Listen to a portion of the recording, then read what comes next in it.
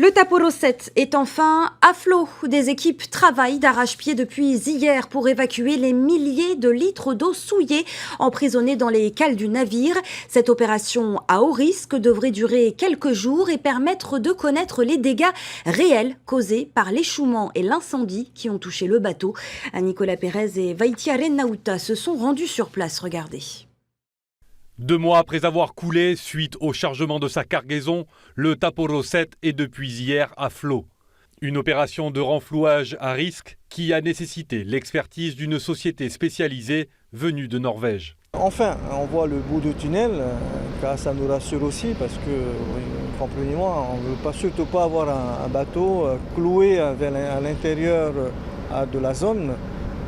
Donc aujourd'hui on est satisfait étant donné que le bateau revient à un bon niveau et ensuite nous attendons quelle est la décision finale à entreprendre avec l'armateur parce que c'est quand même un bateau privé, donc on aura des discussions un peu plus tard. Reste aujourd'hui à évacuer les 54 000 litres d'eau souillée. Il y a des échantillons qui sont prélevés en amont, donc après avec les bacs de décantation, qui fait en principe, on n'est pas encore arrivé à un point où on se dit un point critique au niveau du traitement de l'eau. Donc actuellement, l'eau est encore bonne, je dirais, à être rejetée dans la mer.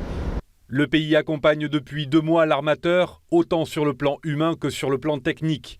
Une aide qui s'élèverait à plusieurs dizaines de millions. Cependant, il n'écarte pas l'idée de pouvoir se constituer partie civile en cas de procès. Tout à fait, effectivement. Mais on n'est pas dans ce schéma-là. Le pays doit être un acteur qui vient accompagner, justement soutenir une entreprise qui est en difficulté. C'est notre rôle, ça. Cette opération de renflouage devrait encore durer quelques jours. Et les éventuelles eaux polluées par les hydrocarbures devraient être embarquées en début de semaine, direction la Nouvelle-Zélande.